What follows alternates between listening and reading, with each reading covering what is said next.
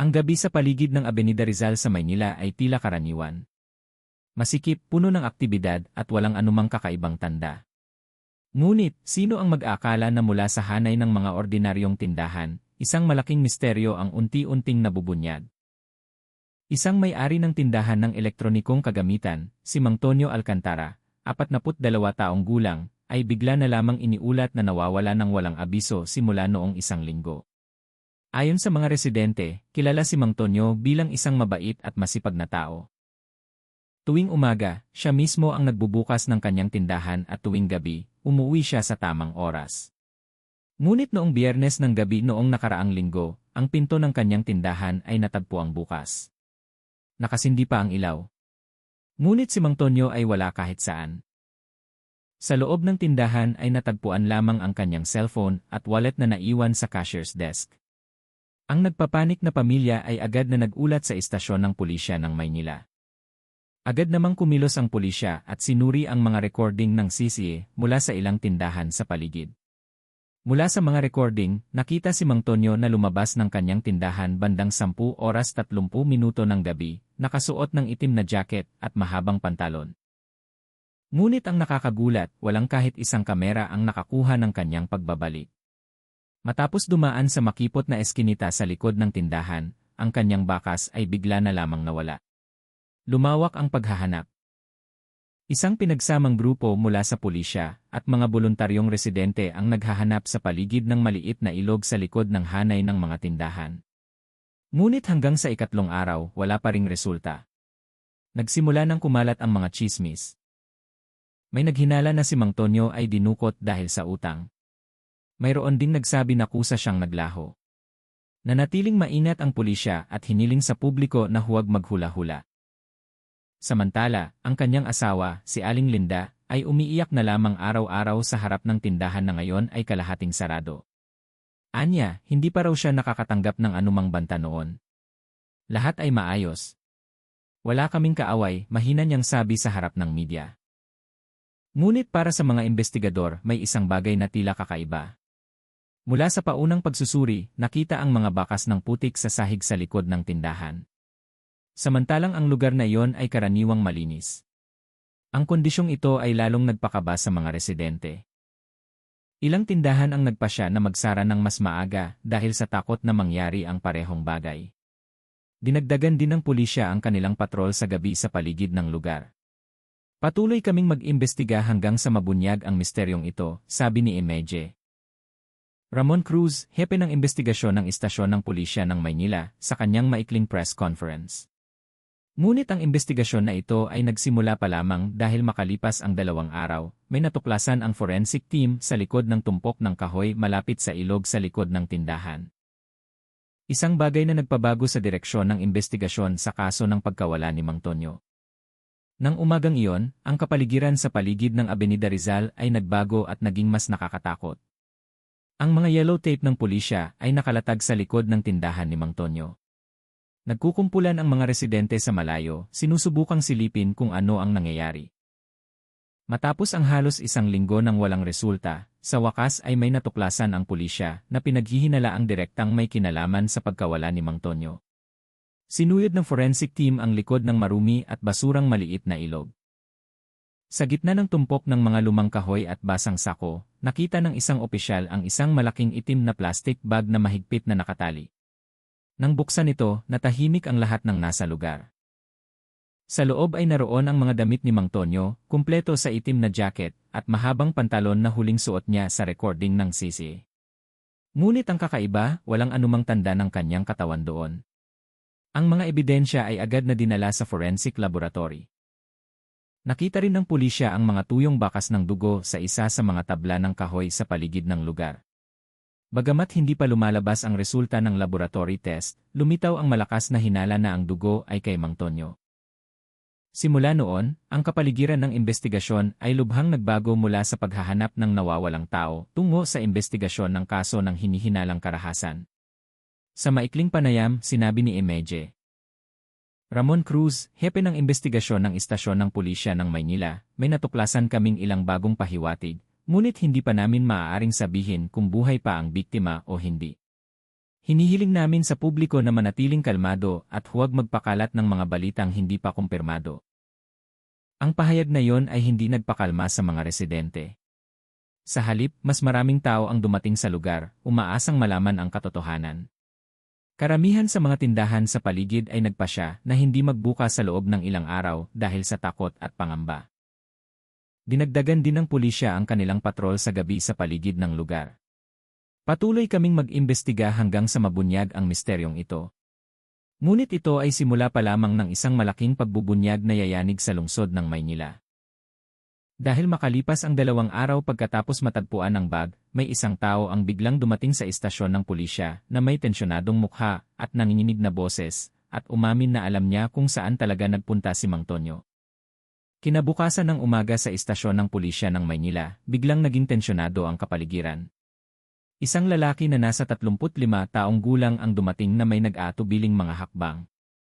Maputla ang kanyang mukha at nanginginig ang mga kamay. Nakasuot ng luma na jacket at itim na sombrero na bahagyang nakatago sa kanyang mukha. Sa opisyal na nagbabantay, mahina niyang sinabi, "Alam ko kung saan nagpunta si Mang Tonyo, pero huwag niyo sanang ipaalam na ako ang nagsabi." Agad na dinala ng mga opisyal ang lalaki sa isang espesyal na silid ng investigasyon. Doon, matapos bigyan ng inumin at pakalmahin, ipinakilala niya ang kanyang sarili bilang si Rin, isang teknisyan ng CCA na madalas tawagin ni Mang Tonyo para ayusin ang sistema ng seguridad sa kanyang tindahan. Inamin niya na dumating siya dahil natatakot matapos makita ang balita tungkol sa pagtuklas ng isang bag na puno ng pera sa isang inuupahang bahay malapit sa ilog. Ayon sa kanyang pag-amin, 2 araw bago nawala si Mang Tonyo, tinawag siya sa tindahan upang ayusin ang isang sirang kamera sa likod ng tindahan. Habang nagtatrabaho ako, may 2 lalaki ang dumating. Mahabang panahon silang nag-usap sa likod na silid. Hindi ko sinasadyang marinig ang kaunting bahagi ng kanilang pag-uusap. Pinag-usapan nila ang malaking utang at ang oras na naubos na. Pero hindi ako nangahas na makialam, mahina sabi ni Rin. Nang ipakita ng investigador ang larawan ng ilang taong nagtatrabaho sa paligid ng lugar, kinabahan si Rin at agad na itinuro ang isang mukha. Isang dating empleyado ni Mang Tonyo na dati nang inimbestigahan ng pulisya. Ngunit hindi doon natapos ang kanyang pag-amin. Sinabi ni Rin na noong gabing nawala si Mang Tonyo, nakatanggap siya ng isang text message mula sa isang hindi kilalang numero na naglalaman ng, "Huwag kang pumunta sa tindahan ngayong gabi, may personal na usapan." Burado na niya ang mensahe na yon dahil sa takot na mapagkamalang nakikialam. Ngayon ay nagsisisi siya at ngayon lamang nangahas na dumating matapos makita ang kaso na lalong lumalaki. Agad na sinubaybayan ng pulisya ang cellphone ni Rin upang i-verify ang katotohanan ng kanyang mensahe. Ang resulta ng digital tracking ay nagpakita na ang numero ng nagpadala ng misteryosong mensahe ay aktibo noong gabing nawala si Mang Tonyo at ito pala ay nakarehistro sa pangalan ng ibang tao. Isang babae na nagngangalang Rita Hizon na kilalang may koneksyon sa negosyo kay Mang Tonyo noon. Ang impormasyong iyon ay naging isang punto ng pagbabago. Agad na sinubaybayan ng investigador ang kinaroroonan ni Rita. Mula sa datos ng populasyon. Ang kanyang huling address ay nasa Tondo, Maynila. Ngunit nang puntahan ng grupo ang lugar, ang bahay ay bakante na. Sinabi ng kapitbahay na nagmamadaling umalis si Rita 2 araw na ang nakalipas na may dalang isang malaking bagahe. Malaking bagahe. Parehong salita na ngayon ay gumagambala sa investigasyon ng kasong ito. Sa kabilang banda, lumabas na rin ang resulta ng laboratory test para sa mga bakas ng dugo sa likod ng tindahan. Ang resulta ay positibo. Ang dugo ay kay Mang Tonyo Alcantara. Ang katotohanan ito ay lalong nagpatibay sa paunang hinala na si Mang Tonyo ay biktima ng karahasan. Ngunit, hindi pa malinaw kung buhay pa siya o kung biktima na siya ng pagpatay na hindi pa natagpuan ang bangkay. Habang ang balita ay lalong kumalat sa lokal na media at social media. Ang hashtag na misteryong tindahan ay nanguna sa trending sa social media. Nagbahagi ang mga residente ng mga larawan ng tindahan ni Mang Tonyo. Ang bag na puno ng pera at mga bahagi ng panayam ng asawa ng biktima. Marami ang nakiramay, ngunit marami rin ang naghula-hula. Nagpaparatang na ang kasong ito ay may kinalaman sa iligal na negosyo hanggang sa money laundering. Mabilis na kumilos ang pulisya ngayon. Bumuo ang Criminal Investigation and Detection Group, CID, ng isang special unit para hanapin si Rita Hizon at imbestigahan ang posibilidad ng pagkakaroon ng third party sa likod ng daloy ng daan-daang milyong piso. Mula sa resulta ng pagsubaybay sa bank account ni Mang Tonyo, natuklasan ang mga hindi pangkaraniwang transaksyon sa nakalipas na 2 buwan na dumaloy sa ilang anonymous accounts na hindi pa natukoy. Ngunit ng gabing iyon, habang inihahanda ng investigador ang warrant of arrest, isang bagong report ang dumating mula sa mga residente sa paligid ng terminal ng Cubao. Isang parking attendant ang umamin na nakita niya ang isang babae na may kaparehong katangian ni Rita na bumaba ng taxi kasama ang isang lalaki na nakasuot ng itim na leather jacket at may dalang kaparehong bagahe tulad ng nasa larawan na kumakalat sa media. Nakita silang pumasok sa isang murang inn sa likod ng terminal at simula noon ay hindi na sila lumabas. Agad na idineploy ang grupo na may dalang mga litrato ng pagkakakilanlan at search warrant. Sila ay nagtungo sa naturang lugar. Tahimik ang kapaligiran ng inn. Isang matandang gwardiya lamang ang nagtataka nang makita ang maraming pulis na dumating sa gabi. Nang buksan ang pinto ng kwarto numero 7, agad na bumulwak ang isang masangsang na amoy. Malabo ang ilaw ng kwarto. Nakabukas ang kulay abong bagahe sa sahig, at sa ibabaw ng kama ay may mga bakas ng dugo na hindi pa lubusang natuyo. Ngunit walang kahit isang tao sa loob ng kwarto. Ang naiwan lamang ay isang kapirasong papel sa maliit na mesa na nakasulat ng nanginginig ang kamay, "Huwag kaming hanapin." Ang katotohanan ito ay masyadong delikado para ibunyad. Biglang natahimik ang kapaligiran. Nagtinginan ang mga investigador. Ang kaso na sa simula ay tila simple ay naging isang malaking misteryo na may lalong lumalalim na bakas. At ang mas nakakagulat pa, ang susunod na resulta ng forensic examination ay magpapabago sa buong direksyon ng investigasyon at magbubunyag ng isang lihim na matagal nang nakatago sa likod ng pagkawala ni Mang Tonyo Alcantara. Nang gabing iyon sa istasyon ng pulisya ng Maynila, hindi pa rin humuhupa ang tensyon. Ang pagtuklas ng kulay abong bagahe sa murang inn sa likod ng terminal ng Cubao ay nagtulak sa buong pangkat ng investigasyon na magtrabaho hanggang madaling araw. Sa forensic room, maingat na binuksan ang bagahe at ang laman nito ay nagpatahimik sa buong silid. Sa loob ay walang pera tulad ng naunang bagahe. Ang natuklasan sa halip ay tumpok ng mga dokumento ng kumpanya, basang selyo, at ilang piraso ng pirma ni Mang Tonyo. Sa gitna ng mga dokumento, may isang folder na namumukod tangi, isang peking kasunduan sa pamumuhunan na nagkakahalaga ng $1 bilyon. Ang dokumento ay nilagdaan sa pangalan ni Mang Tonyo. Ngunit sa ilalim nito ay nakasulat ang pirma ng isang babae na nagngangalang Rita Hizon. Agad na nakipag-ugnayan ang pangkat ng investigasyon sa iba pang kasosyo sa negosyo ni Mang Tonyo upang i-verify ang katotohanan ng dokumento. Mula sa pahayag ng isa sa mga kasosyo, nalaman na nagreklamo si Mang Tonyo 2 buwan na ang nakalipas na siya ay naloko sa isang kasunduan sa negosyo sa isang taong gumamit ng kanyang pangalan upang magbukas ng peking account ng kumpanya. Ngunit, hindi nakapag-ulat si Mang Tonyo dahil sinisikap pa rin niyang ayusin ito ng mapayapa. Ngayon ay nagsimula ng magkaroon ng saysay ang lahat. Ang unang bagahe ay naglalaman ng salapi na pinaghihinalaang mula sa peking pamumuhunan. Samantalang ang ikalawang bagahe ay naglalaman ng ebidensya ng transaksyon at mahahalagang dokumento na maaaring makulong ang salarin. Ang tanong ngayon ay kung sangkot ba si Mang Tonyo o siya ba ay biktima. Nagsagawa si Emeje Ramon Cruz ng emergency meeting. Hindi na natin ito maaaring tingnan bilang isang ordinaryong kaso ng nawawalang tao.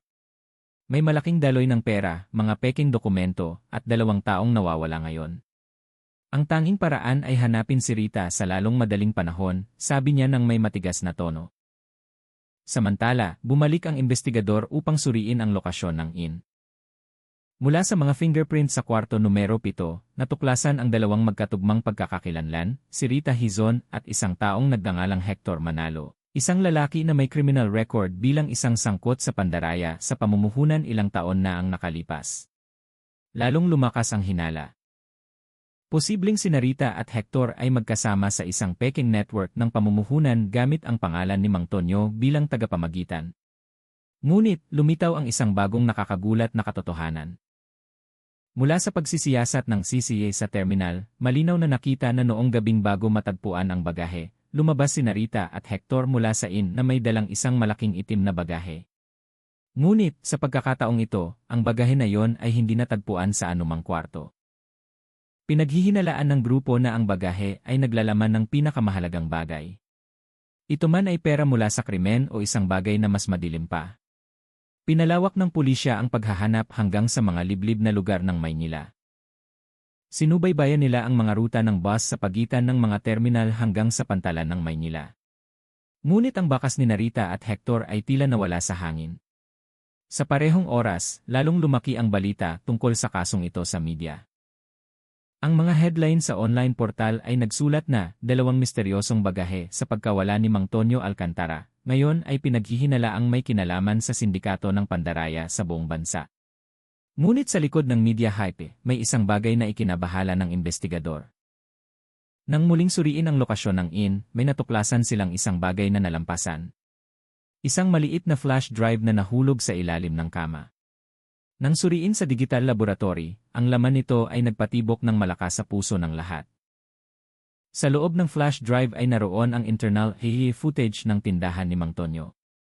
Ngunit ang file ay manu-manong inedit. Isa sa mga bahagi ng footage ay nagpapakita kay Mang Tonyo sa likod na silid kasama ang 2 lalaki. Isa sa kanila ay tila kamukha ni Hector.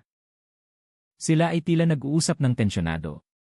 Ilang beses na pinukpok ni Mang Tonyo ang mesa at pagkatapos ay itinuro ang isang dokumento sa kanyang harapan. Sa footage, mahina ang boses niyang naririnig na nagsasabi, "Ayoko nang mas makisangkot. Iulat ko ito sa pulisya bukas." Ilang segundo pagkatapos, nanginginig ng malakas ang screen ng recording. Nahulog ang kamera at narinig ang malakas na ingay. Pagkatapos nito, lubusang dumilim ang recording. Ang huling durasyon ay nagpakita ng oras na 10:34 eksaktong 5 minuto pagkatapos maitala ng sisiye ng tindahan na lumabas si Mang Tonyo ng gabing iyon.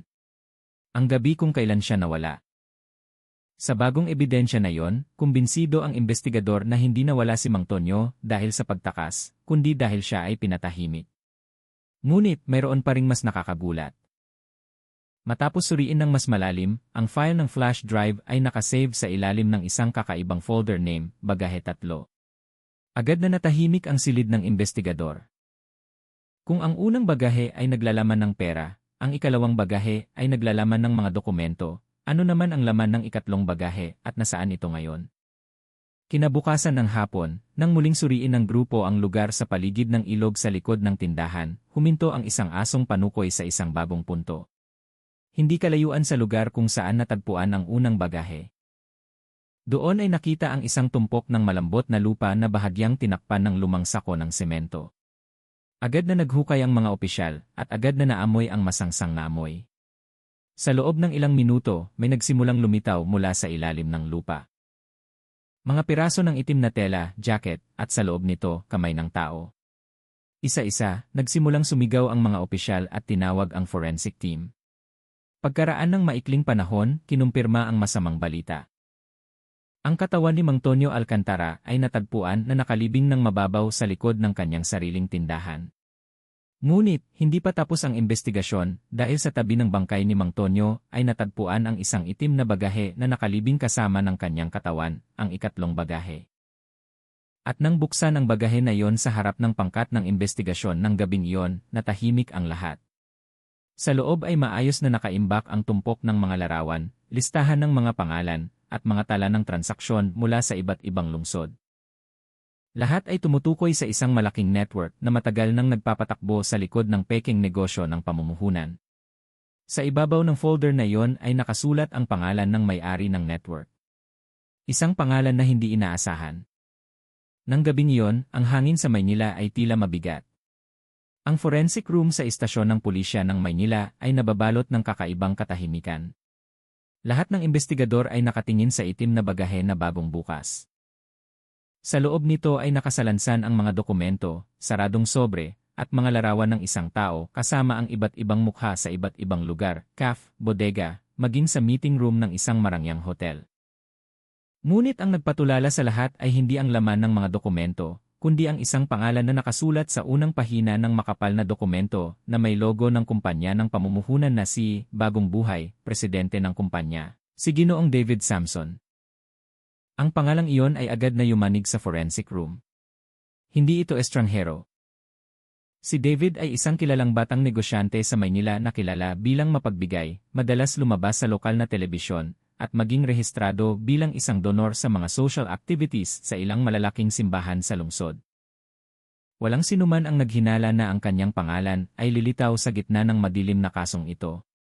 Agad na inutusan ni Emeje Ramon Cruz ang isang masusing pagsusuri sa lahat ng mga dokumento. Bawat piraso ng transaksyon ay nagpakita ng parehong koneksyon.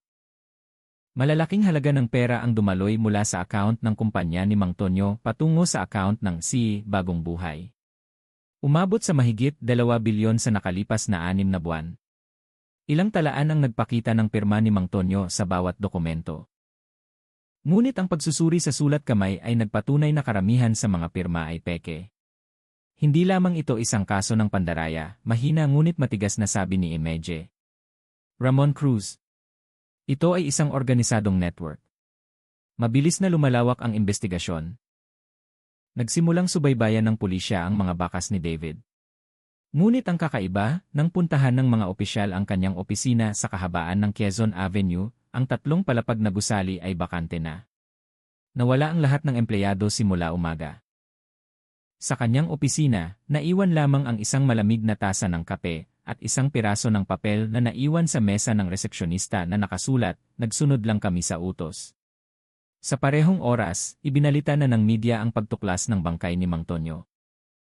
Nagluksa ang mga residente ng Maynila, ngunit nababalot din sila ng malalim na kuryosidad kung bakit isang tila mabait na negosyante tulad ni David ay maaaring masangkot. Ang kanyang pagkatao ay naging sentro ng atensyon ng bansa, at agad siyang idineklara ng pulisya bilang pangunahing suspect sa kaso ng premeditated murder at investment fraud. Ngunit habang mas lumalalim ang investigasyon, mas maraming kakaibang bagay ang lumalabas. Ilang accounts sa pangalan ni David ay pala ay mga dummy accounts lamang. Nirehistro gamit ang peking pagkakakilanlan na hindi tugma sa kanyang personal na datos. Maging ilang transaksyon ay nagmula pa sa labas ng Maynila, Cebu, Davao at Pampanga. May isang malaking network na nagpapatakbo sa lahat. Samantala, ang resulta ng autopsy sa katawan ni Mang Tonyo ay nagpakita ng sugat sa likod ng ulo dahil sa pagtama ng isang mapurol na bagay. Walang anumang tanda ng paglaban. Ibig sabihin, bigla siyang inatake. Sa loob ng kanyang bulsa ay natagpuan ang isang maliit na kalawangin na susi na may label na numero 07. Walang sinuman ang nakakaalam kung anong may-ari ng susi na yon. Hanggang sa isang batang investigador, si Sina Berto Reyes, ay may napansin. Ang numerong 07 ay kapareho ng numero ng kwarto sa inn kung saan natagpuan ang ikalawang bagahe. Ang susi ay itinugma sa maliit na drawer sa kwarto ng inn. Hindi na-check ang drawer na yon dahil sarado ng mahigpit. Nang mabuksan, natagpuan ang isang manipis na itim na notebook na ang unang pahina ay nakasulat mismo ni Mang Tonyo. Kung may mangyari sa akin, buksan ang huling pahina. Dahan-dahang binuksan ng investigador ang huling pahina. Nanginginig ang sulat kamay ni Mang Tonyo na tila minadali ang pagsulat. Ngayon ko lang nalaman na si Narita at Hector ay nagtatrabaho para kay David. Nakuha ako sa peking proyekto na ito. Itinago ko ang lahat ng ebidensya sa itim na bagahe. Kung ako ay mawala, ibig sabihin ay naunahan nila ako. Agad na natahimik ang silid. Nagtinginan ang lahat. Tila napansin ni Mang Tonyo ang banta bago siya pinatay. Ngunit, hindi pa tapos ang misteryo. Sa karagdagang pahina ng libro, isinulat ni Mang Tonyo ang isang malabo na pangungusap. Si David ay hindi ang tunay na mastermind, siya rin ay isang tagapamagitan lamang. Ang pangungusap na yon ay nagpabago sa lahat. Kung si David ay hindi ang pangunahing mastermind, sino ang nasa itaas niya? At bakit ang lahat ng sangkot ay tila nawawala isa-isa? Ilang araw pagkatapos, nang subukan ng investigador na muling subaybayan ang lumang address ni David sa Cebu, lumabas ang isang nakakagulat na balita. Isang hindi kilalang lalaki ang natagpuan na patay sa isang murang hotel sa Maynila na may peking pagkakakilanlan sa pangalan ni David Samson. Ngunit matapos suriin ng mas malalim, ang kanyang mga fingerprint ay hindi tugma sa tunay na David. Ibig sabihin may isang taong sumusubok na ipaalam na patay na si David. Ang balitang iyon ay lalong nagpakalat ng sitwasyon. Ilang saksi ang umamin na nakita ang isang lalaking kamukha ni David na tumawid sa Davao 2 araw na ang nakalipas na may pasaporte sa ibang pangalan. Malakas ang hinala ng pulisya na tumakas siya sa ibang bansa. Ngunit sa gitna ng kaguluhan na iyon, isang misteryosong package ang dumating sa istasyon ng pulisya nang walang address ng nagpadala, isang flash drive lamang sa loob ng sobre at isang piraso ng papel na nakasulat. Hinihahanap niyo ang mastermind. Panoorin niyo ito. Nang buksan ang file, lumabas ang footage ng isang marangyang meeting room sa isang hotel sa Makati. Sa loob ng 2 minutong video, nakita ang 4 na taong nakaupo sa paligid ng bilog na mesa. Isa sa kanila ay si David. Ang 2 pa ay tila nakasuot ng pormal na damit. At ang ika-4 na tao na nakaupo sa gitna, ang kanyang mukha ay bahagyang natatakpan ng anino, ay nagsasalita ng may mabigat na boses. Lahat ng ruta ay ligtas na. Hindi na makakapagsalita si Mang Tonyo. Huminto ang video doon. Ang mukha sa likod ng anino ay pinaglinaw ng digital forensic team at ang resulta ay nagpatulala sa lahat ng investigador. Ang taong iyon ay isang kilalang personalidad, may-ari ng isa sa pinakamalaking network ng pamumuhunan sa Pilipinas at pala ay isang taong matagal nang kilala na malapit sa mga lokal na otoridad. Ngayon ang kasong ito ay hindi na lamang isang lokal na kaso ng pagpatay. Ito ay naging isang malaking kaguluhan na umabot sa mga piling negosyante, opisyal, at network ng pananalapi sa iba't ibang lungsod. At lahat ay nagsimula sa pagkawala ng isang maliit na may-ari ng tindahan sa Maynila na nagngangalang Mang Tonyo Alcantara. Ang istasyon ng pulisya ng Maynila ay hindi na tulad ng dati. Simula nang matanggap ang misteryosong video, ang investigasyon ay lumipat sa direktang kontrol ng National Bureau of Investigation, NBI. Ang mga mamamahayag ay nagkukumpulan sa harap ng bakod araw-araw. Ang mga kamera ng lokal at pambansang telebisyon ay patuloy na naglilipat ng pansin sa bawat galaw ng mga opisyal. Ngunit sa loob ng pangunahing meeting room, ang mga senior investigador at ang digital forensic team ay nagtatrabaho sa ilalim ng matinding presyon. Ang video ay hindi lamang isang pahiwatig, kundi ebidensya ng pagkakadawit ng malalaking personalidad. Ang mukha sa anino ay sa wakas ay natukoy ng malinaw sa pamamagitan ng digital lighting mapping. Siya ay si Ginoong Miguel Garcia, isang malaking negosyante sa real estate na kilala rin na malapit sa ilang matataas na opisyal sa Maynila. Ang pangalan ni Miguel ay madalas na lumalabas sa iba't ibang proyekto ng pagpapaunlad ng lokal na pamahalaan. Ngunit walang sinuman ang naghinala na mayroon siyang koneksyon kay David at sa illegal na network ng pamumuhunan na biktima si Mang Tonyo. Si Icol Alan Santos, pinuno ng NBI Special Task Force, ay nagsalita ng mahina ngunit matigas sa harap ng buong grupo. Hindi lang natin hinahabol ang mga sangkot sa field, ito ay umabot na sa itaas na istruktura. Kailangan nating kumilos ng mabilis ngunit tahimik. Kung kakalat ang balita, lahat ay maaaring mawala. Nang gabing iyon, isang special team ang binuo. Ang lihim na operasyon ay binigyan ng codename na Anino ng Maynila. Ang kanilang gawain ay ibunyag ang koneksyon sa pagitan nina Miguel Garcia, David Samson, at ang Peking Investment Scheme na bumibiktima kay Mang Tonyo Alcantara. Natuklasan ng financial unit na ang bahagi ng pera mula sa account ng C. Bagong Buhay ay dumaloy sa account sa pangalan ng E&A Properties, kumpanya ni Miguel. Ang mga paglilipat ay ginawa ng paunti-unti sa malalaking halaga. Umabot sa mahigit 6 bilyon sa loob ng 4 na buwan. Tuwing may transaksyon, iba ang pangalan ng nagpadala. Minsan sa pangalan ni Mang Tonyo, minsan kay Rita, minsan sa iba pang hindi kilalang partido. Mula sa pagsusuri ng pattern ng transaksyon, natuklasan na ang pera ay nilabhan sa pamamagitan ng mga peking proyekto sa real estate sa labas ng lungsod, na tila para sa pagbili ng lupa.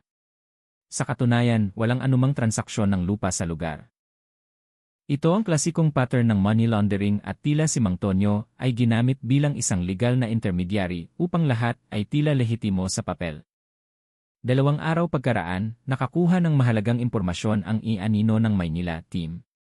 Isang villa sa Tagaytay ang madalas gamitin ni Miguel para sa mga saradong pagpupulong. Agad na nagsagawa ng tahimik na pagmamatsyag ang grupo. Dahan-dahang lumubog ang araw. Mula sa malayo, 3 mararangyang sasakyan ang nakitang pumasok sa lugar ng villa. Isa sa mga ito ay pinaniniwalaang nagdadala kay Miguel Garcia. Gamit ang isang maliit na drone na nakatago sa mga puno, nakakuha ng video footage ang grupo. Nakita si Miguel na nakaupo sa bilog na mesa kasama ang isang lalaking nakasalamin. Katulad ng mukha ni David. Ngunit ang nakakagulat, may isang babae rin sa silid, si Rita Hizon. Lumalabas na hindi tumakas si Rita sa ibang bansa. Bumalik siya, posibleng para makipagnegosasyon kay Miguel. Mula sa remote listening device, narinig ang malabong usapan. Naitapon ko na ang bagahe, sabi ng boses ng babae, si Rita. Mabuti, kalmadong sagot ni Miguel. Wala nang makakapag-ugnay sa atin. Pero paano si Mang Tonyo? Tapos na si Mang Tonyo. Ang mahalaga ay tahimik si David. Ang iba ay ako na ang bahala. Sapat na ang recording na yon para maging bagong ebidensya. Ngunit hindi pa maaaring kumilos ng hayagan ang pulisya nang walang opisyal na utos mula sa itaas dahil protektado pa rin ang pangalan ni Miguel ng kanyang malaking impluensya. Nagpasya si Ecole Alan Santos na magtakda ng ibang estratehiya. Bitagin si Miguel sa pamamagitan ng sarili niyang pera. Gumawa ang grupo ng peking kumpanya na pinangalanang Philippine Development Corporation, kumpleto sa mga legal na dokumento at account sa pangalan ng isang peking direktor. Sa pamamagitan ng isang insider, nagpadala sila ng proposal ng partnership kay Miguel na may pangako ng mabilis na kita, katulad ng modus operandi niya noon. Hindi nagtagal, 3 araw pagkaraan, sumagot ang isa sa mga assistant ni Miguel. Interesado ang boss, ipadala ang draft ng partnership agreement. Samantala sa ibang lugar, natukoy ng grupo ang pinagtataguan ng tunay na David. Nagtatago siya sa isang marangyang boarding house sa Davao na may peking pagkakakilanlan. Sa maikling raid, nahuli si David nang walang laban. Ngunit nang interogahin, tumanggi si David na magsalita. Hindi niyo alam kung ano ang kinakaharap ninyo, malamig niyang sabi. Matapos ipakita sa kanya ang larawan ng bangkay ni Mang Tonyo at ang video ng lihim na pagpupulong kasama si Miguel, nagsimulang magbago ang kanyang mukha. Natahimik siya ng matagal at pagkatapos ay mahina niyang sinabi, wala akong pagpipilian. Lahat ito ay kinokontrol mula sa itaas. Hindi si Miguel, kundi isang tao na maging ang pulisya ay hindi kayang hawakan. Pinilit ng investigador si David na ibunyag ang pangalang iyon. Isinulat niya ito sa isang piraso ng papel at ibinigay ng walang salita. Nang buksan ni Ecole Alan Santos ang papel, huminto sandali ang kanyang paghinga. Ang pangalang iyon ay hindi isang negosyante, hindi isang mafia, kundi isang aktibong opisyal sa lokal na pamahalaan ng Southern Luzon. Sa isang iglap, ang saklaw ng kaso ay lumawak sa pambansang antas. Isinumit ng ANYE ang ulat sa Criminal Investigation and Detection Group, CID, at sa Office of the Ombudsman. Ngunit ang kakaiba, makalipas ang 2 araw bago dumating ang Central Team sa Maynila, natagpuan si David na patay sa loob ng kanyang selda. Pinaghihinalaang nagpakamatay, ngunit ang tali na ginamit ay hindi kailanman natagpuan. Ang pagkamatay ni David ay nagdulot ng galit ng publiko. Ang hashtag na katarungan para kay Mang Tonyo ay naging national trending. Daan-daang residente ang nagprotesta sa harap ng NDE headquarters, humihingi ng kumpletong pagbubunyag ng walang pinipili. Ngunit sa likod ng presyon ng publiko, tahimik na natuklasan ng investigador ang isang lumang CCTV footage mula sa Ninoy Aquino International Airport, LA. Isang araw bago nahuli si David, isang taong kamukha ng opisyal na binanggit ni David ang nakitang sumakay ng pribadong eroplano patungong Cebu. Habang lalong nagiging komplikado ang investigasyon, muling sinubaybayan ng Digital Forensic Team ang unang flash drive na misteryosong ipinadala. Lumalabas na may isang nakatagong folder na nabuksan lamang pagkatapos ipasok ang isang tiyak na code. Ang code na iyon ay ang kaarawan ni Mang Tonyo. Sa loob ng folder ay naroon ang isang maikling video na may durasyon na 1 minuto, isang amateur footage mula sa sariling cellphone ni Mang Tonyo. Nakaupo si Mang Tonyo sa kanyang tindahan, pagod ang kanyang mukha ngunit matatag. Kung ang video na ito ay umabot sa pulisya, ibig sabihin ay wala na ako. Gusto kong lumabas ang katotohanan. Lahat sila ay may pera at kapangyarihan. Ngunit ako ay mayroon lamang ng ebidensya na ito. Huwag niyong hayaan na mawala ang aking pangalan ng ganoon na lamang. Ang boses ni Mang Tonyo ay garalgal, ngunit malakas ang kanyang tingin. Nagtapos ang video sa pangungusap, susubukan nilang burahin ang aking bakas, ngunit ang bawat bagahe na inyong matatagpuan ay simula pa lamang. Natahimik ang silid ng investigador, walang sinuman ang nagsalita. Matagal na tinitigan ni Ecole Alan Santos ang computer screen at pagkatapos ay mahina niyang sinabi, hindi pa tayo tapos. Mayroon pa ring isang bagay sa likod ng lahat ng ito. Posible ngang may ika-4 na bagahe. At nang gabing iyon sa gitna ng malakas na ulan na bumuhos sa Maynila, isang bagong report ang dumating mula sa mga residente ng isang baryo sa labas ng lungsod. Natagpuan nila ang isang malaking bagahe na inanod sa tabing ilog matapos ang baha kagabi. Ang bagahe na yon ay kulay pula at sa ibabaw nito ay nakasulat sa malaking pula na pintura para sa pulisya. Hindi pa humuhupa ang ulan nang dumating ang i-anino ng Maynila team sa tabing ilog sa Sta. Mesa. Umaapaw ang ilog magdamag at ang marumi nitong tubig ay mabilis na dumadaloy, daladala ang mga sanga, piraso ng kahoy, at makapal na putik. Ngunit sa gitna ng tumpok ng basura, isang bagay ang umakit sa atensyon ng mga residente. Isang malaking kulay pulang bagahe ang inanod sa mga bato sa gilid ng ilog na may malaking pulang pintura na nakasulat sa ibabaw para sa pulisya. Agad na kinordonan ng mga forensic personnel ang lugar. Pinagbawalan ang mga residente na lumapit. Naglagay ng mga searchlight at bumukas ang mga dokumentasyon na kamera.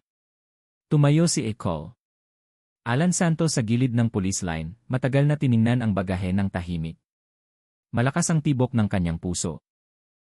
Alam niyang bawat bagahe na lumalabas ay laging nagdadala ng bagong lihim at bagong kamatayan. Nang dahan-dahang buksan ang bagahe, agad na bumulwak ang amoy ng luma at metal. Sa loob ay hindi pera, hindi dokumento, hindi bangkay, kundi tumpok ng mga litrato at mini-cassette na may label na petsa. Bawat kaset ay nakasulat sa parehong sulat kamay, maayos at matatag. Mayo 29, 2024, Hotel Meeting, Hunyo 2, 2024, likod ng bodega, Hunyo 5, 2024, Mang Tonyo at Miguel. Sa ilalim ng bagahe ay natagpuan din ang isang malaking sobre na nakasulat, lahat ay naitala na, pakiusap protektahan ang aking pamilya. Ang pangalan sa sulok ng sobre ay Mang Tonyo Alcantara. Sa digital laboratory ng NIE, nagtrabaho ang forensic team araw at gabi. Isa-isang pinatugtog ang maliliit na kaset. Ang mga recording ay inilipat sa digital format. Ilang kasete ay naglalaman lamang ng malabong boses, ngunit isang recording ang nagpatulala sa lahat. Ang recording noong Hunyo 5, 2024. Malakas na naririnig ang boses ni Mang Tonyo na nakikipag-usap sa isang tao na may mataas na tono. Ayoko pirmahan ito, Miguel. Sabi mo legal na proyekto ito, pero money laundering ito. Masyado ka ng malalim, Tonyo. Kung umurong ka ngayon, hindi sila tatahimik. Sino sila? Sino ang tinutukoy mo? Ang taong kahit ang pulisya ay hindi kayang hawakan. Pagkatapos ay narinig ang malakas na banggaan, tumalsik ang silya, at huminto ang recording. Ilang segundo pagkaraan, may lumabas na ibang boses. Mas mabigat, mas kalmado. Burahin ang recording. Siguraduhin na itago ang bagahe sa ligtas na lugar. Kung kakalat ang balita, ubusin ang lahat. Ang boses na yon ay kilala ni Ecole Alan Santos. Narinig na niya ito sa mga koordinasyon ng lokal na pamahalaan. Ito ang boses ng isa sa mga mataas na opisyal ng probinsya na kasalukuyang nanunungkulan. Kinabukasan ng gabi, nag-ayos si Ecole Alan Santos ng isang saradong pagpupulong sa isang batang opisyal mula sa Office of the Ombudsman na tahimik na sumusubaybay sa kasong ito. Ang pagpupulong ay ginawa sa isang lumang gusali ng dating tanggapan ng ekspedisyon na ngayon ay bakante. Doon ay muling pinatugtog nila ang bahagi ng recording. Matagal na natahimik ang batang opisyal. Kung ito ay kumalat sa publiko ng walang ibang pisikal na ebidensya, baka kaming lahat ay mapatay. Ngunit kung itatago namin ito ng matagal, mauuna silang burahin ang bakas. Nagplano sila na dalhin ang pulang bagahe sa Maynila ng tahimik upang protektahan sa ilalim ng Witness Protection Program ng Ombudsman. Ngunit bago pa man maisagawa, isang nakakagulat na balita ang dumating.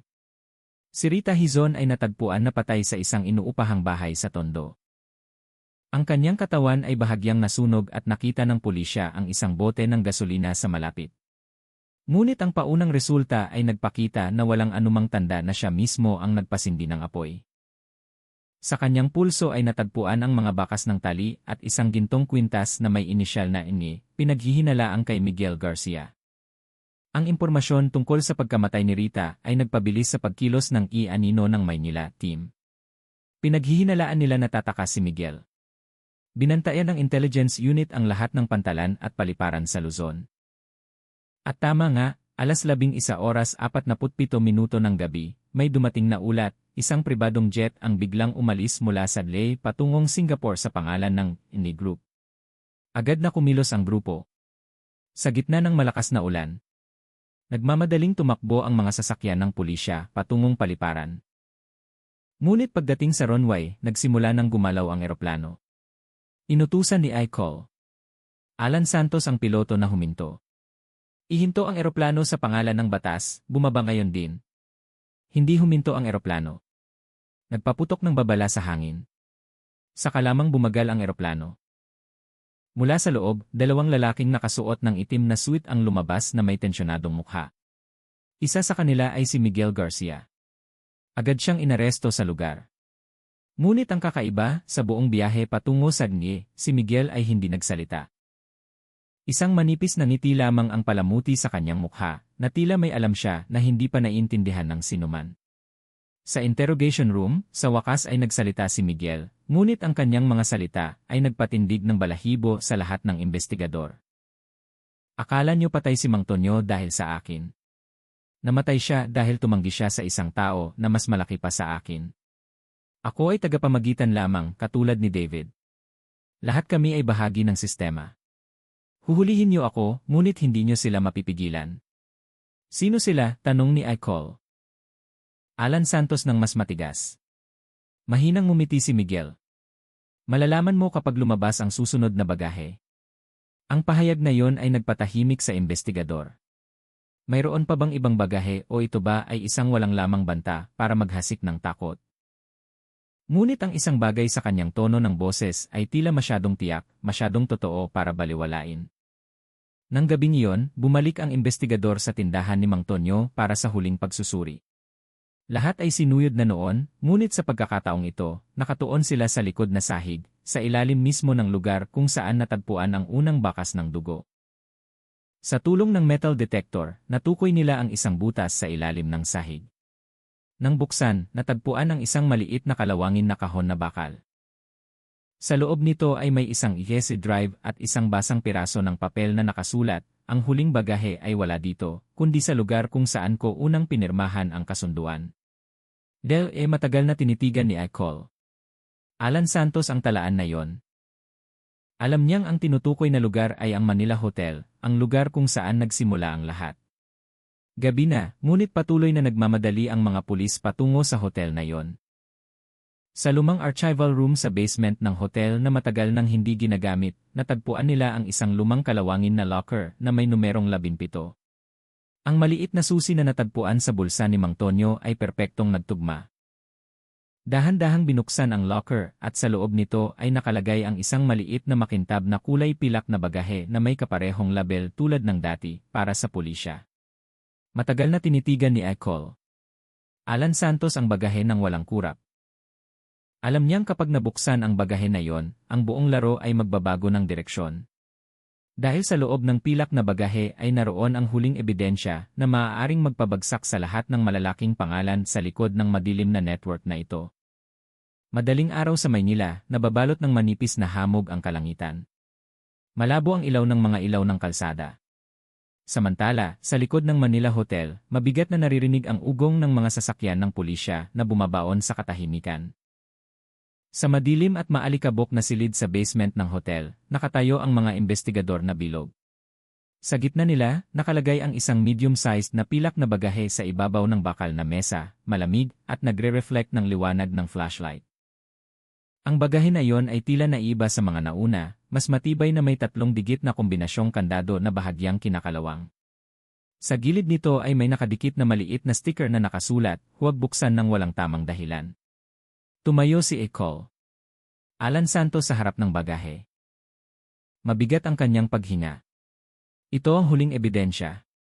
Ano man ang laman nito ay maaaring magtapos sa lahat o magbukas ng isang mas malaking bagay.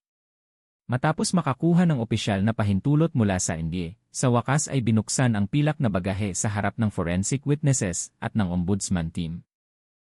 Nang paikutin ang huling kombinasyong kandado, narinig ang isang maliit na tunog ng pag-click. Dahan-dahang bumukas ang takip at lahat ng nasa silid ay agad na nagpipigil ng hininga. Sa loob ng pilak na bagahe ay naroon ang tatlong pangunahing bagay. Isang itim na external hard drive na may label na sulat kamay Archives 2000 at 23 tandang bawas 2024, isang malaking sobre na naglalaman ng mga lumang itim-puti na larawan, at isang dilaw na piraso ng papel na nilagdaan ng isang taong nagngangalang ECCE parehong inisyal ni Miguel Garcia. Ngunit ang pinakanakakakuha ng pansin ay ang hard drive na iyon. Nang ikonekta sa forensic computer, agad na ipinakita ng monitor screen ang daan-daang folder. Lahat ay naglalaman ng mga recording ng transaksyon, financial reports, at ang pinakanakakagulat, mga recording ng lihim na pagpupulong sa pagitan ng matataas na opisyal, negosyante, at mga lokal na otoridad. Isa sa mga file na pinangalanang Briefing Mayo 20-2024, ay nagpakita ng eksena ng isang marangyang meeting room sa Makati. Sa loob nito ay malinaw na nakita ang mukha ni Miguel Garcia na nakaupo kasama ang tatlong iba pang tao.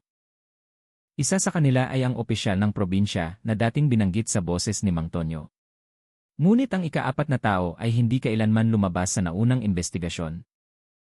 Malinaw ang kanyang mukha, isang matandang lalaking nakasalamin na may identification card na may logo ng Kagawaran ng Ekonomiya ng Pilipinas. Sa video ay narinig ang isang napakalaking pag-uusap. Opisyal ng Kagawaran, pumasok na ang pondo ng proyekto sa pamamagitan ng ruta ng Luzon. Gamitin ang pangalan ni Mang Tonyo Alcantara para sa legalisasyon ng transfer. Miguel, paano kung tumanggi siya, sir? Opisyal, kung tumanggi siya, gawin nating wala siyang pagpipilian. Ang pangungusap na iyon ay nagtapos sa lahat ng pagdududa. Malinaw na. Hindi lamang si Mang Tonyo ay biktima ng pagnanakaw o pandaraya, kundi bahagi ng isang nationwide money laundering scheme na kinasasangkutan ng mga negosyante, opisyal ng probinsya, hanggang sa mga personalidad sa Central Department. Ngunit hindi nagtagal matapos matuklasan ang ebidensya na iyon, may nangyaring kakaiba. Nang dalhin ng grupo ang pilak na bagahe at ang hard drive sa Maynila para sa seguridad, inatake ang kanilang sasakyan ng escort ng dalawang hindi kilalang sasakyan sa expressway patungo sa NE. Nagpaputok mula sa likuran. Agad na gumanti ang pulisya. Ngunit sa kaguluhan na iyon, isa sa mga sasakyan na nagdadala ng ebidensya ay nasunog dahil sa maliit na pagsabog. Sa kabutihang palad, nasagip ang pilak na bagahe. Ngunit bahagi ng data sa hard drive ay nasira dahil sa init at malakas na banggaan. Si Icol Alan Santos ay bahagyang nasugatan sa kaliwang braso. Sa gitna ng panik, inutusan niya ang isang bagay. Dalhin agad ang bagahe sa central office ng ombudsman sa Maynila. Huwag huminto, huwag kang maniniwala kahit kanino, maging sa kapwa-opisyal kung hindi pa verified. Simula noon, ang opisyal na investigasyon sa Maynila ay hindi nabukas sa publiko. Karamihan sa impormasyon ay isinara. Ngunit ipinapakita ng mga internal na paglabas na ang pag-atake ay hindi ginawa ng mga tagalabas. Ang mga bala ay kapareho ng armas ng serbisyo. Ibig sabihin, mayroong mga opisyal sa loob ng pulisya mismo ang sangkot. Samantala, habang inire-restore ng investigador ang natitirang data, binuksan ang dilaw na sobre mula sa bagahe. Sa loob nito ay naroon ang mga lumang larawan ni Mang Tonyo kasama ang dalawa pang lalaki, sina David at Miguel, sa isang seremonya ng pagbubukas ng proyekto ng pabahay 5 taon na ang nakalipas. Sa likod ng larawan ay nakasulat ang sulat kamay ni Mang Tonyo. Dati silang kaibigan ko. Pinagkatiwalaan ko sila hanggang sa nalaman ko na ang perang kanilang pinaikot ay hindi nila sarili. Pagkatapos ay may karagdagang tala. Itinago ko ang lahat ng ebidensya hindi para pabagsakin sila, kundi para hindi na maloko ang iba. Kung ako ay mawawala, huwag niyong hayaan na sisihin ang aking pamilya.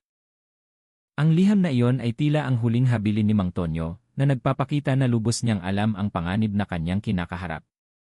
2 linggo pagkatapos matagumpay na naibalik ang bahagi ng data, nagsagawa ng joint press conference ang NIE at Ombudsman. Ipinakita nila ang bahagi ng video mula sa pilak na bagahe. Ipinakita ang ebidensya na ang mga peking proyekto ng pamumuhunan ay kinasasangkutan ng hindi bababa sa 4 na aktibong opisyal, 3 malalaking negosyante, at isang dating mataas na opisyal. Nagulantang ang pambansang media, ang mga headline sa iba't ibang portal ay nagsasabing, kaso ni Mang Tonyo Alcantara, yumanig sa Maynila, bakas ng iligal na pera, umabot sa kagawaran. Ngunit sa likod ng euforya ng pagbubunyag, alam ni Ecol Alan Santos na hindi pa tapos ang lahat. Mayroon pa ring bahagi ng video na hindi pa naibalik. Isang folder na pinangalanang Key Continuation 2025 na ang laman ay hindi pa nabubuksan dahil ito ay naka-encrypt na may lihim na code. At ang kakaiba, matapos isumite ang bagahe sa Maynila, may isang taong nagsimulang magpadala ng misteryosong mensahe sa kanyang personal na cellphone. Ang unang mensahe ay nagsasabing, binuksan mo ang isang bagay na dapat ay nananatiling nakabaon. Ang pangalawang mensahe ay dumating pagkatapos ng 3 araw. Hindi lamang si Mang Tonyo ang biktima, at ang ikatlong mensahe ay ipinadala madaling araw na nagpatindig ng kanyang balahibo. Hindi pa natagpuan ang huling bagahe at alam naming hawak mo ang susi. Ilang araw pagkatapos, sinubukan ng digital forensic team na patatagin ang bahagi ng video na nasira dahil sa pagsabog. Sa huling minuto, lumabas ang isang mabigat at hindi kilalang boses. Hindi mula sa opisyal, hindi mula kay Miguel, hindi rin mula kay David. Ang boses na yon ay malalim, garalgal, at tila direkta na nakikipag-usap sa kamera. Hindi ang pilak na bagahe ang katapusan. Mayroon pa. Nakatago sa lugar na hindi nyo kailanman naisip. Ang lugar kung saan nagsimula ang lahat. Nanginginig ang screen ng video at pagkatapos ay namatay. Matagal na tinitigan ni Ecol Alan Santos ang screen. Alam niya ang ibig sabihin ng huling pangungusap na yon. Ang lugar kung saan nagsimula ang lahat. Ang lumang tindahan ni Mang Tonyo sa Avenida Rizal sa Maynila. Ngunit hindi ba lahat ay na-search na? Hindi ba natagpuan na ang bangkay ni Mang Tonyo at ang 3 bagahe doon? Bumibilis ang tibok ng kanyang puso. Alam niyang kung totoo na may iba pang bagahe, kung gayon ang lahat ng kanilang nabunyag hanggang ngayon ay kalahati pa lamang ng katotohanan. At ang huling bagahe na yon, kung totoo na mayroon, ay maaaring hindi lamang naglalaman ng ebidensya ng krimen, kundi pati na rin ang sagot kung sino talaga ang pangunahing mastermind sa likod ng pagkamatay ni Mang Tonyo. Ang pagkawala ng mga saksi at ang pagkawasak ng maraming buhay na sangkot. Nang gabing iyon, muling tumayo si Ecol Alan Santos sa harap ng tindahan ni Mang Tonyo. Kumukurap ang ilaw ng kalsada, malamig ang hangin at malayo ang tunog ng sirena. Tiningnan niya ang likod na pader ng tisa na nagsimula ng magkabitak. Doon, sa liwanag ng isang maliit na flashlight, nakita niya ang malabong ukit sa dingding na hindi pa niya napansin noon. Ang ukit na yon ay bumubuo ng maliliit na sulat, ang katotohanan ay nasa ilalim ng ating mga paa. At nang hukayin ang lupa ng ilang sentimetro, narinig ang tunog ng metal na tumama sa pala. Hindi bagahe, kundi isang maliit na kalawangin na kahon na bakal na may parehong kombinasyong kandado tulad ng pilak na bagahe. Sa ibabaw nito ay nakasulat ang isang pangungusap na may itim na tinta na halos kumupas. Para sa mga nangahas magbukas ng lahat. Ang hangin madaling araw na iyon ay mabigat at malamig. Sa gitna ng hamog na nakabitin sa makipot na eskinita sa likod ng Avenida Rizal. Tumayo si Ecol Alan Santos na may tensyonadong mukha. Ang flashlight sa kanyang kamay ay sumasalamin sa lupa na bagong nahukay. Ipinapakita ang kalawangin na metal na ibabaw ng maliit na kahon na bakal. Ang bagay na maaaring maging huling susi sa buong misteryo. Malambot ang tunog ng mga hakbang ng forensic personnel mula sa likuran. Natagpuan namin ito mismo sa ilalim ng lugar kung saan inilibing ang bangkay ni Mang Tonyo, sabi ng isa sa mga batang investigador. Pareho ang kombinasyong kandado nito sa pilak na bagahe, ngunit ito ay mas marupok. Maingat na inangat ang kahon at inilagay sa isang emergency folding table. Walang nagsalita. Lahat ay nakatingin sa bagay na yon na tila nakatingin sa mga lihim ng nakaraan na handang lumabas sa ibabaw. Matagal na tinitigan ni Ecol Alan Santos ang kahon at pagkatapos ay bumulong, Mang Tonyo, ano pa ang tinago mo sa amin? Gamit ang guwantes, pinilipit niya ang kombinasyon ng mga numero na pareho sa naunang bagahe. 071, narinig ang isang maliit na pag-click. Dahan-dahang bumukas ang takip ng kahon na naglabas ng amoy ng lumang metal at basang papel. Sa loob ay nakatago ang isang makapal na notebook na may itim na balat, ilang piraso ng identification cards, at isang liham sa isang waterproof plastic. Ngunit ang pinakanakakagulat ay hindi ang mga bagay na yon, kundi ang larawan na nakasuksok sa unang pahina ng notebook. Larawan ni Mang Tonyo na nagpo-pose kasama si Icol. Alan Santos mismo, ilang taon na ang nakalipas nang si Alan ay nagtatrabaho pa sa economic unit ng NGE. Agad na namutla ang mukha ni Alan. Dahan-dahan niyang kinuha ang larawan, tinitigan ito nang nanginginig ang mga mata. Ito ay impossible. Hindi ko man lang matandaan na nakilala ko siya. Ngunit sa likod ng larawan ay nakasulat ang sulat kamay ni Mang Tonyo. Naniniwala ako sa iyo, Alan. Kung ako ay mawawala, ikaw lamang ang makapagbubunyag ng lahat. Natahimik ang silid. Lahat ng mata ay nakatuon kay Icol. Alan Santos na ngayon ay matagal na natahimik. Binuksan niya ang notebook at ang mga pahina sa loob ay puno ng regular at detalyadong sulat kamay ni Mang Tonyo. Bawat pahina ay nagkukwento kung paano siya nasangkot sa isang investment scheme na kinasasangkutan ng maraming partido mula sa mga kasosyo sa negosyo, otoridad, hanggang sa matataas na opisyal. Ngunit sa gitna ng mga talaan na yon, isang pangungusap ang nagpatulala sa lahat. Alam ni Alan ang bahagi nito, ngunit hindi niya alam kung sino ang tunay na kumokontrol sa lahat. Iningatan ko ang huling ebidensya sa isang audio recording sa ilalim ng huling pahina. Maingat na binuksan ni Alan ang likod na bahagi ng libro. Sa loob ng balat ng takip ay nakatago ang isang maliit na recorder na hugis pluma. Nang pindutin ang pindutan, mahina ngunit malinaw na narinig ang boses ni Mang Tonyo. Kung naririnig mo ito, ibig sabihin ay natagpuan na nila ang pilak na bagahe. Hindi ako nagsisisi na itago ito. Alam kong magtatapos ang aking buhay, ngunit ayoko na mailibing ang lahat ng ito. Alan, kung buhay ka pa at nanatiling malinis, pakiusap pakinggan mong mabuti. Ang taong nag-ayos ng lahat ay hindi si Miguel, hindi ang opisyal ng probinsya, hindi ang tao sa departamento, sila ay mga piyesa lamang. Ang mastermind ay isang tao sa loob ng sistema. Ang taong nag-aayos kung sino ang hulihin, sino ang poprotektahan, sino ang buburahin. Alam ko ang kanyang pangalan, ngunit kung sasabihin ko dito, baka ikaw din ay mawala tulad ko. Ang susi ay nasa code sa unang 3 bagahe. Pagsamahin ang unang titik ng bawat file name at malalaman mo kung sino siya. Huminto ang boses ni Mang Tonyo. Narinig lamang ang mabigat na paghinga at pagkatapos ay ang malalayong tunog ng mga hakbang at pagsara ng pinto. Pagkatapos nito ay katahimikan. Agad na binuksan ng digital team ang mga kopya ng archive mula sa mga naunang bagahe. Isa-isa nilang sinubaybayan ang mga file name. Unang bagahe, pangunahing folder na pinangalan ng E. Garcia Data. Ikalawang bagahe, folder na Investment Scheme.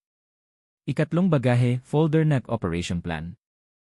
Ang unang titik ng bawat file name ay bumubuo ng salitang EEIG. Sa simula ay walang saysay hanggang sa isang miyembro ng forensic team ay mahinang nagsabi, Sir. Hindi ba ang pangalan ng Deputy Director ng Central Financial Supervision na pumunta sa Maynila noong nakaraang taon ay si Ginoong Gabriel Ignacio Ortega? Natahimik si Icol. Alan Santos. Hindi estranghero ang pangalang iyon. Si Gabriel Ignacio Ortega ay isang opisyal ng Central na dating nanguna sa audit ng malalaking proyekto sa Maynila at kilala na malapit sa ilang lokal na opisyal kabilang ang mga taong ngayon ay suspect. Higit pa rito, kilala rin si Dir Ortega bilang direktang boss ni Alan 0 taon na ang nakalipas nang si Alan ay isang batang investigador pa lamang. Siya ang nag-utos sa akin na isara ang investigasyon sa kaso ng pamumuhunan noong 2014 na, mahina sabi ni Alan na tila nakikipag-usap sa sarili. Noon ay akala ko ordinaryong proyekto lang. Nagsimula nang magkonekta ang lahat. Nang gabing iyon, nagpasya si Alan na dalhin ang lahat ng ebidensya sa Maynila mismo nang walang opisyal na escort. Alam niyang kung totoo ang pangalan ni Dir Ortega, kung gayon ang malaking istruktura sa loob ng sistema ay nahawahan na at hindi na siya makapagkakatiwalaan kahit kanino. Habang nagmamaneho, tahimik na tumatakbo ang kanyang sasakyan sa expressway. Tunog lamang ng makina at patak ng ulan ang kasama niya. Huminto siya sandali sa rest area, tinitigan ang madilim na kalangitan. Sa loob niya ay alam niya ang panganib. Kung mabibigo siyang iabot ang ebidensya sa isang neutral na partido tulad ng Central Office ng Ombudsman, baka matapos ang kanyang buhay tulad ni Mang Tonyo. Ngunit humakbang pa rin siya. Ngunit bago makarating sa Maynila sa IE 112 ng Lex, hinadlangan ang kanyang sasakyan ng dalawang itim na sasakyan na walang plaka. Tatlong armadong lalaki ang lumabas at nagtutok ng baril. Ibigay mo ang kahon, Sir Alan. Maaari ka pa ring mabuhay. Hindi ko ito ibibigay, malamig na sagot ni Alan. Masyado nang malaki ang katotohanang ito para itago pa. Narinig ang unang putok. Nabali ang bintana ng sasakyan. Nagtago si Alan sa likod ng upuan, kinuha ang kanyang baril at gumanti.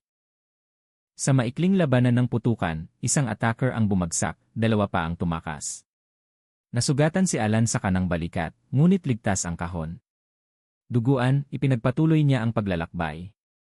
4:45 ng madaling araw, huminto ang sasakyan ni Alan sa harap ng opisina ng Ombudsman sa Maynila. Bumaba siya nang nanginginig ang mga hakbang, dala-dala ang maliit na kahon na bakal. Agad na tumakbo ang mga security guard papalapit, tinulungan siyang suportahan ang kanyang mahina ng katawan. Dala ko ang huling ebidensya ni Mang Tonyo Alcantara, mahina niyang sabi. Siguraduhin na walang makakabura nito. Ilang oras pagkaraan, ginamot si Alan sa ospital. Binuksan ang kahon ng ombudsman team sa ilalim ng mahigpit na pagbabantay. At sa loob nito, bukod sa libro at recording ni Mang Tonyo, lumalabas na may isang maliit na flash drive na may label na sulat kamay na EI Archive. Ang file na iyon ay naglalaman ng lahat ng pag-uusap, bank transfers, at digital signature documents sa pangalan ni Gabriel Ignacio Ortega, na nagpapatunay sa kanyang direktang pagkakadawit sa pag-aayos ng pondo ng iligal na pamumuhunan sa Maynila, Davao at Pampanga. Ang ebidensya na iyon ay yumanig sa bansa. Sa loob ng mas mababa sa isang linggo, si Gabriel Ignacio Ortega ay inaresto sa isang biglaang operasyon. Daan-daang malalaking pangalan ang nadawit, negosyante, opisyal, maging mga tiwaling otoridad. Ang kaso ni Mang Tonyo Alcantara ay sa wakas ay opisyal na kinilala bilang pinakamalaking kaso ng money laundering at premeditated murder sa buong Luzon. Ngunit sa likod ng tagumpay ng batas, nagulat ang publiko sa isang huling balita. 3 araw pagkatapos mahuli si Dr. Ortega, isang walang pangalang package ang ipinadala sa ospital kung saan ginamot si Alan. Sa loob nito ay isang piraso lamang ng papel na may pino na sulat kamay at pirma ni Mang Tonyo. Salamat. Ngunit tandaan, Alan, buhay pa ang sistemang kanilang binuo. Nagbukas lamang ako ng isang maliit na pinto, ang iba ay nasa susunod na bagahe. Matagal na tinitigan ni Alan ang liham na iyon. Nanginginig ang kanyang puso. Alam niya na kahit wala na si Mang Tonyo, hindi pa tapos ang bakas ng katotohanan na kanyang iniwan at sa isang lugar sa labas, marahil ay may iba pang bagahe na hindi pa natatagpuan. Isang bagahe na nagtatago ng natitirang madilim na lihim ng bansang ito. Nang gabing iyon, tumayo si Alan sa balkonahe ng ospital, tinitigan ang kalangitan ng Maynila na nababalot ng kulay abong ulap. Sa loob niya ay ipinangako niya, Mang Tonyo, patuloy akong maghahanap dahil ang katotohanan ay hindi magtatapos sa ilalim ng lupa. Makalipas ang 6 na buwan, mula nang arestuhin si Gabriel Ignacio Ortega, ang kaso ni Mang Tonyo Alcantara ay naging pambansang balita, pumuno sa mga pahina ng media, at naging material para sa mga investigative documentary. Tinawag ito ng publiko na, kaso ng bagahe ng Maynila, isang simbolo ng tapang ng isang maliit na mamamayan na lumaban sa isang maruming sistema na bumiktima sa maraming inosenteng tao. Ngunit sa likod ng ningning ng atensyon at papuri sa tagumpay ng otoridad sa pagbubunyag ng malaking network, ang puso ni Ecol Alan Santos ay hindi kailanman lubusang naging kalmado. Siya ngayon ay inilipat sa Maynila bilang bahagi ng isang special team laban sa katiwalian sa iba't ibang rehiyon. Gumaling na ang kanyang katawan, ngunit ang kanyang kaluluwa ay pinagmumultuhan pa rin ng mga anino ni Mang Tonyo at ng lahat ng misteryo na hindi pa nalulutas. Isang gabi, habang inaayos niya ang mga dokumento sa kanyang opisina, mahina ang tunog ng telepono. Mula sa kabilang linya, narinig ang boses ng isang babae na kinakabahan. Sir Alan, mahalaga ito. Ako ang dating personal assistant ni Sir Ortega. May isang bagay na hindi ko pa naibibigay.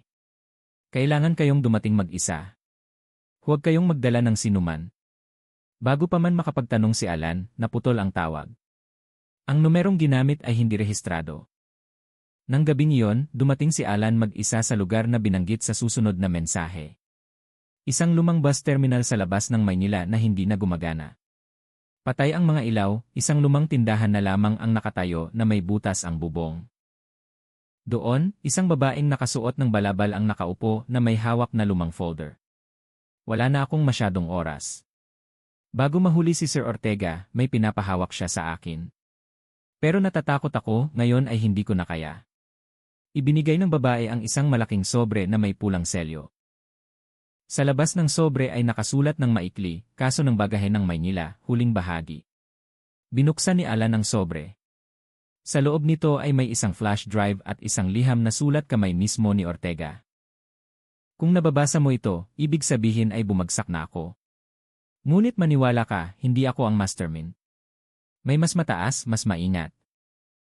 At mas makapangyarihan pa kaysa sa inaakala mo. Lahat ng nangyari ay bahagi lamang ng isang mas malaking kadena. Tignan mo ang data sa flash drive na iyon at malalaman mo na si Mang Tonyo ay isa lamang sa daan-daang kanilang ginamit. Matagal na tinitigan ni Alan ang liham na iyon. Nang itinaas niya ang kanyang ulo para magpasalamat, nawala na ang babae sa dilim ng gabi na tila hindi kailanman nagkaroon. Kinabukasan, sinuri ni Alan ang laman ng flash drive sa digital laboratory ng ombudsman. Ang data sa loob nito ay nagbunyag ng isang international financial map, paglilipat ng daan-daang bilyong piso sa mga overseas accounts sa pangalan ng mga shell companies sa Singapore, Hong Kong, at Dubai. Ang mga pangalang lumabas ay nagpatindig ng balahibo ni Alan. Hindi lamang mga opisyal, kundi pati na rin mga politiko, piling abogado, at mga pambansang negosyante. Sa isa sa mga folder ay naroon ang isang tala na isinulat mismo ni Mang Tonyo na may petsa ilang araw bago ang kanyang kamatayan. Sa wakas ay alam ko na ang lahat. Ginawa nila kaming kasangkapan upang paikutin ang kanilang pera.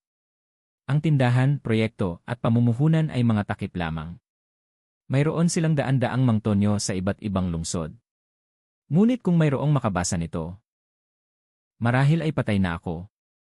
Ang tanging paraan upang mapigilan sila ay hindi sa pamamagitan ng paghuli sa mga tao, kundi sa pamamagitan ng pagbukas ng mata ng publiko. Ang pangungusap na iyon ay nagpatahimik kay Alan ng matagal.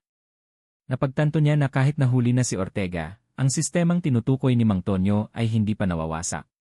Nawala lamang ang isang pinuno, habang ang katawan nito ay buhay pa rin, nagtatago sa likod ng kapangyarihan at pera. Ilang araw pagkatapos, sa isang bodega ng mga ebidensya sa Maynila, nililinis ng mga opisyal ang lumang silid. Sa gitna ng tumpok ng mga bagahe, kahon, at archive, natagpuan nila ang isang maliit na kulay puti na bagahe. Sa ibabaw nito ay nakasulat ng maikli para kay Alan.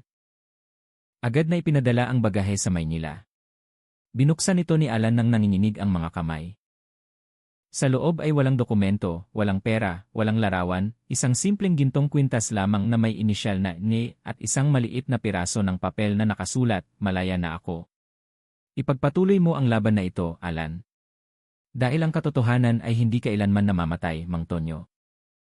Pumikit si Alan. Sa gitna ng ginhawa at lungkot, alam niya ang isang bagay. Nanalo si Mang Tonyo sa kanyang labanan kahit natapos ang kanyang buhay sa gitna ng daan. Iniwan niya ang isang legacy na mas malaki pa kaysa sa ebidensya lamang, isang determinasyon na hamunin ang kasamaan na nagtatago sa likod ng posisyon at kapangyarihan. Ilang buwan pagkaraan, ipinalabas sa iba't ibang media ang documentary series na Kaso ng Bagahe ng Maynila, Bakas ng Dugo sa Likod ng Kapangyarihan. Naantig ang publiko. Marami ang naiyak nang makita ang huling recording ni Mang Tonyo na nagsasabing, kung ang video na ito ay umabot sa inyo, pakiusap huwag kayong manahimik. Dahil ang pananahimik ang paraan nila upang manatiling buhay. Ang kaso na iyon ay nagpabago sa direksyon ng pambansang polisiya. Daan-daang bagong investigasyon ang binuksan sa iba't ibang rehiyon. Ang pangalan ni Mang Tonyo Alcantara ay inialay bilang simbolo ng tapang ng isang maliit na mamamayan na lumalaban sa isang di nakikitang tiwaling sistema. Sa isang simpleng seremonya sa bakuran ng NIE, tumayo si Icol. Alan Santos mag-isa, tinitigan ang sinag ng araw sa umaga. Sa kanyang bulsa ay nakasabit ang gintong kwintas na may inisyal na NIE na lagi niyang daladala saan man siya magpunta. Mahina siyang umiti at pagkatapos ay mahina niyang binulong. Magpahinga ka ng payapa, Mang Tonyo. Ang mga bagahe na iyon ay nabuksan na namin at ang pinto sa katotohanan ay hindi na magsasara pa. Ang kaso ng bagahe ng Maynila ay naging isang malaking aral tungkol sa tapang, integridad at sakripisyo. Ang isang simpleng may-ari ng tindahan ay nakapagpagulantang sa isang malaking sistema na puno ng kasinungalingan. Ang katotohanan ay maaaring maantala, ngunit hindi kailanman maglalaho. Dahil habang mayroong mga taong nangahas magsalita, ang hustisya ay laging makakahanap ng kanyang daan. Salamat sa pagsubaybay hanggang sa dulo.